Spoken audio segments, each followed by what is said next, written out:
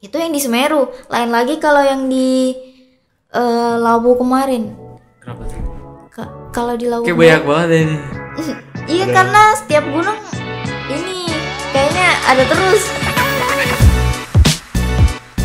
Jadi akhirnya kalau nyampe situ udah nyampe Kalimati, ini mah tinggal beberapa langkah lagi udah di puncak.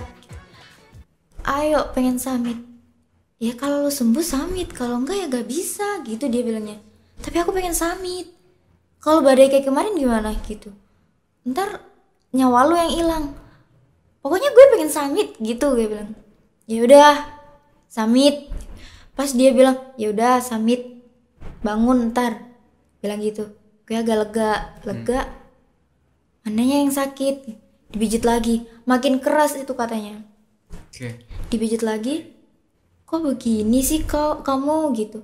Udah istirahat aja, tidur itu kan sampai kayak sakit banget mata karena banyakan nangis. Iya.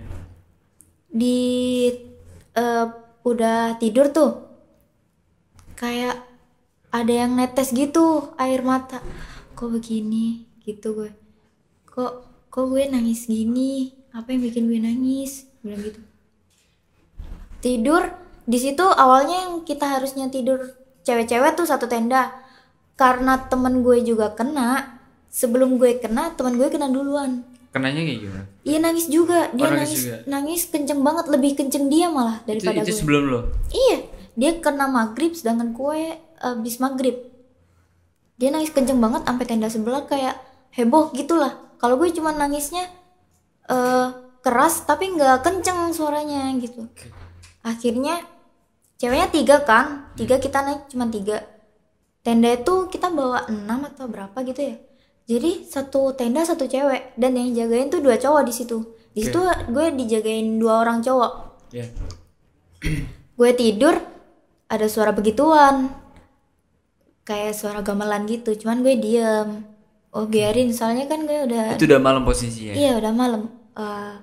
Gue nangis tuh sekitar 6:30 kayaknya deh, sampai jam Berarti 9 itu lebih. Kira-kira ada berapa tuh yang lo ikut tuh? Berapa orang gitu? Di mana ya? Ya itu selama pendakian itu lo ada berapa orang? 15 orang. Oh 15 orang. Iya 15 orang. Dibagi 6 tenda berarti. Iya 6 tenda atau berapa tenda ya lupa. Iya sekitar seperti itu kayaknya. Itu gue tidur ditemenin 2 orang itu, temen 2 yang bisa nge-backup gue lah, bilang gitu. Tidur, kok ada suara begituan? Karena gue tahu biasanya memang di situ sering ada suara begitu kan. Gue lihat di YouTube biasanya begitu. Gue diemin aja, tidur. Ada yang bisik-bisik lagi, cuman gue diem. Gue juga nggak terlalu ngeh, dia bisikin apa nggak tahu. Gue terusin aja tidur. Nah, tengah malam ada yang bangunin. Gue kira temen gue, ternyata bukan. Siapa? Nggak tahu. Bangun Il, bangun gitu. Tapi bilangnya nggak langsung, nggak bilang gini kayak bangun gitu. Ngelus gitu. Iya, bangun. Saya masuk tenda itu. Iya. Posisi yang lain pada tidur. Iya, padahal di situ tenda yang gue tidurin tuh tenda kecil, tenda yang kapasitas 2. Di situ tuh tapi ada 3 orang, 2 cowok, satunya gue. Di situ yang tidur gue kan tidurnya lurus tuh. Kalau yang cowok-cowok tuh tidurnya di kaki gue, ngadep ke sono. Oke. Jadi kan nggak mungkin kalau dia ngelus-ngelus begini ke sini. Bangun Il, bangun gitu. Langsung refleks gue bangun. Lihat jam, oh udah 10:30. Langsung packing. Terus abis packing gue lihat, loh kok teman-teman belum bangun gitu. Terus siapa yang bangunin? Nah ya itu gue, siapa yang bangunin. Tapi gue gak berani bicara karena entar aja nunggu di bawah gitu. Tapi itu lu ngeliat sosoknya? Gak ngeliat gue, gak tahu dia siapa. Gue kira teman gue. Oke. Akhirnya kita summit tuh. Udah singkat cerita, nggak ada apa-apa, nggak ada kendala apa-apa. Pada akhirnya kita turun summit itu nyampe di Kalimati lagi tuh sekitar habis zuhur. Zuhur anak-anak sholat zuhur. Gue juga sholat. Terus hujan turun deras banget. Tapi sebelum hujan turun tuh ada beberapa temen gue turun duluan, maksudnya pulang duluan. Soalnya udah bisa diprediksi kita nggak bisa pulang tepat waktu. Kalau misalkan kita nggak pulang tepat waktu, KTP kita ditahan tuh. Akhirnya mereka turun duluan. Ada sekitar 5 orang, kalau nggak 6 orang anak yang turun duluan. Terus hujan deras banget dari jam 1 sampai mau isak. Itu Gak berhenti itu. iya, kita di dalam tenda doang gitu. Ada sekitar 3 tenda yang belum dirobohin, jadi kita satu-satu di situ semua. Di tenda gue ada 5 anak kalau nggak salah. Lama, abis itu Isa kita turun, kita beres-beres, kita turun. Terus teman gue bilang, gak usah maksain buat pulang sekarang, pulang besok aja. Gue mikir, kuliah gue gimana? Soalnya waktu itu gue lagi ada kelas bahasa. Dan kelas bahasa itu udah gue tinggal selama 3 hari. Bingung gue, takut keteteran. Terus siapa kalau nggak bisa pulang? Ya udah dirakum dulu aja gitu, dirakum bola dulu aja. Ya makin lama dong. Nggak apa-apa daripada kita bahaya. Soalnya di jembatan itu biasanya ada hewan liar, ada kayak harimau, macan. Takutnya lewat, takutnya kita yang kena gitu. Dia bilang, ya udah deh nggak apa-apa gitu. Di perjalanan santai aja tuh, apalagi malam ya, malam kita di jalan santai aja. Teman-teman jalan sambil ngantuk-ngantuk. Tapi pas di mana ya, pokoknya sebelum ke tanjakan cinta, sebelum kita nyampe tanjakan cinta, jalan tuh panjang banget dan ada kayak persimpangan gitu. Padahal kita nggak tahu kalau di situ ada persimpangan. Maksudnya kita pas berangkat di situ nggak ada persimpangan. Terus teman gue bilang, pokoknya ntar lagi kalau ada batang besar itu udah deket gitu. Bentar lagi paling 5-10 menit lagi gitu. Jalan sampai setengah jam kita nggak nemu itu. Jauh banget, jauh banget. Dan di situ gue punya temen yang dia emang bisa lihat begituan katanya. Gue tanya, Mat, udah nyampe belum? Udah deket belum? Belum. Kayaknya ini deh. Apa? Gak usah deh, diem. Bilang gitu. Apa? Nggak apa-apa gitu. Terus kita akhirnya istirahat, tidur. Mereka tidur di pohon-pohon begitu. Saya nyender aja gitu. Iya, nyender aja gitulah. Pokoknya kita kalau ngantuk berhenti, diem, tidur gitu. Terus gue di situ kesulitan tidur karena waktu itu gue ada sakit gatel-gatel. Terus kayak mereka tidurnya pulas banget, kasihan gue. Dan gue lihat beberapa teman gue kayak tidurnya kayak gini-gini, kayak gimana ya, kayak mereka nggak menikmati tapi katanya pulas. Bingung kenapa ini gitu. Kita jalan udah bangun tuh jalan. Di perjalanan makin lama nyampenya. Dan gue ditaruh di depan, takutnya gue kena lagi gitu. 2 orang di depan gue itu nyari jalan. Ini kemana, ke kanan atau ke kiri? Loh kok ada persimpangan lagi? Loh emang nggak ada? Gak tahu. Udah lurus aja, bilang gitu. Kita jalan, udah nyampe belum? Masih jauh belum? Masih jauh ini, kayaknya kita tersesat katanya, kayaknya gitu. Kok bisa tersesat sih? Kan ini jalannya lurus aja. Ya salah kita azan isya keburu berangkat, nggak sholat dulu gitu. Oh emang iya ya, itu pengaruh ya? Iyalah gitu. Kita istirahat, teman gue kayaknya baca-baca, gue nggak tahu dia baca apa. Kita jalan lagi, udah nyampe belum? Kayaknya jauh. Kok makin jauh sih, gue capek, gue sakit. Jadi punggung. Selama perjalanan tuh lu lurus aja gitu? Iya lurus aja, tapi nggak nyampe. Dan itu kayak ilalangnya gede banget gitu. Kok nggak nyampe. Terus udah istirahat aja gitu, bilang istirahat. Teman gue kayaknya baca-baca lagi. Terus kita berangkat lagi. Nggak lama kita kayak lihat itu apa sih, tanaman apa sih yang ada di tanjakan cinta itu kita lihat itu, wah udah deket. Akhirnya kita senang dong, kita lari. Ternyata salah jalur, harusnya kita ikut jalur yang sebelah kanan biar kita nggak terlalu nanjak gitu. Kan kalau misalkan tanjakan cinta tuh turunnya banget tuh, jadi kalau misalkan kita pulang naiknya juga banget.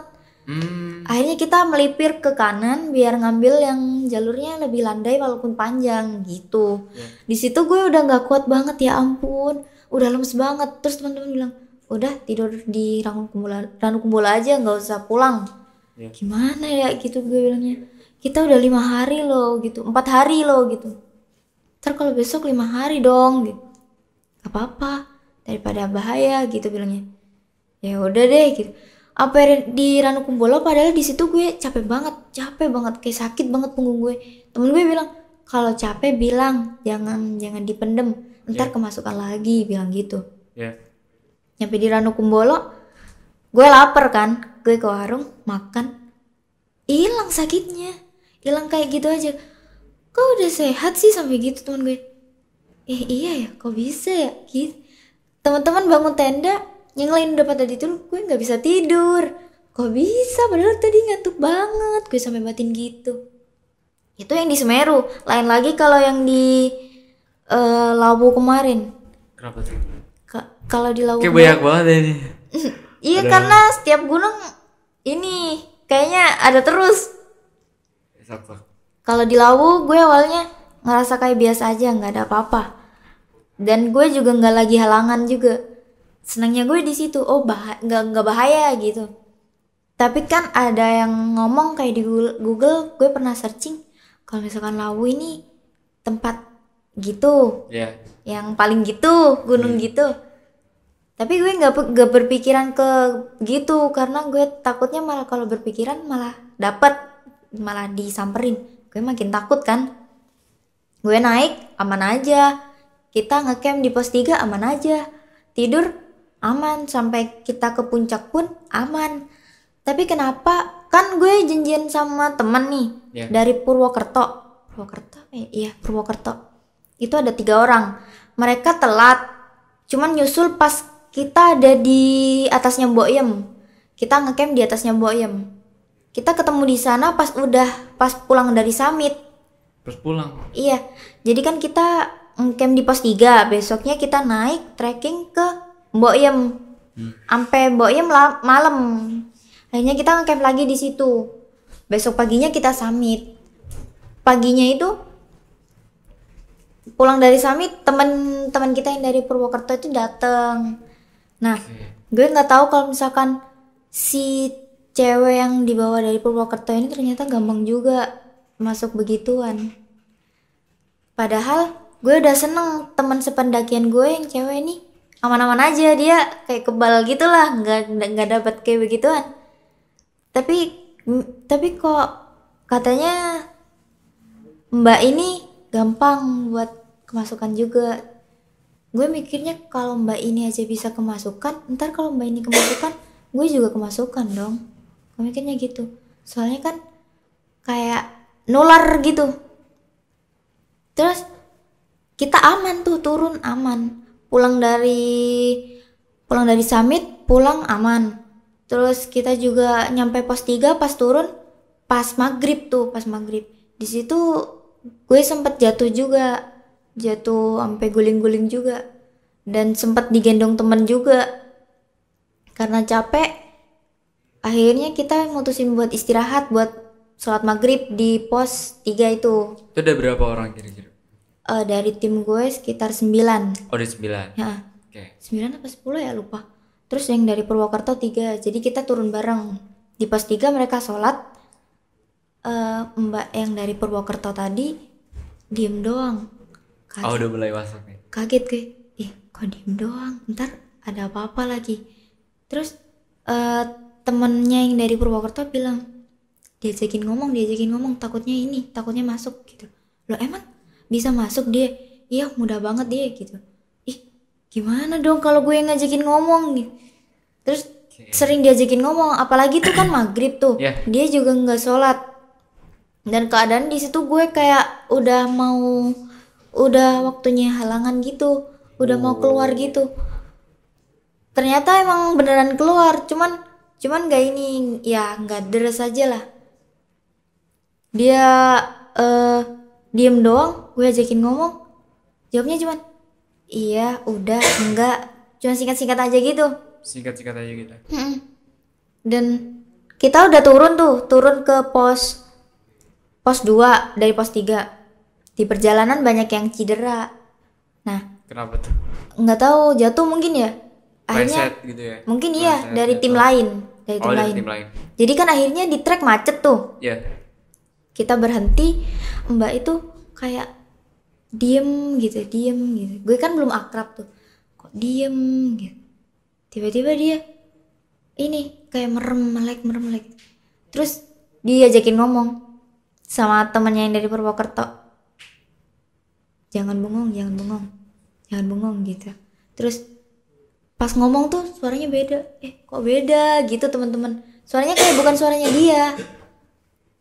Kok beda gitu. Akhirnya nggak tahu diapain.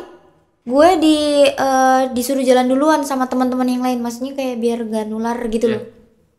Gue jalan di antara pos 2 ke pos 1. Gue capek banget. Di situ Mbak itu udah kemasukan. Udah kemasukan. Kita istirahat. Istirahat bentar tuh. Gue mau duduk, tiba-tiba kayak lemes gitu. Lemes banget. Udah hilang deh, nggak sadar gue di situ. Nggak sadar, bangun-bangun pada heboh kayak udah pakai ranger aja, udah turun aja pakai ini, minta bantuan bilang gitu. Emang gue kenapa gitu? Kenapa? Enggak apa-apa, lo ngantuk ya habis tidur ya, bilang gitu teman gue. Ya ngantuk gue, lapar. Akhirnya dikasih tuh makan dulu biar enggak capek, enggak lapar lagi. Istirahat. Mbak itu lemes juga, cuman kalau gue habis itu kayak lemes banget, kayak nggak bisa diajak ngomong. Tapi kalau Mbak itu kayak kembali lagi, kayak tenaganya ada lagi gitu. Ili udah. Posisi udah berbarengan. Iya, udah bareng. Ili udah. Yaudah ayo gitu. Gue kagetnya, kayaknya Mbak ini tadi kemasukan deh. Kok sehat-sehat aja gitu.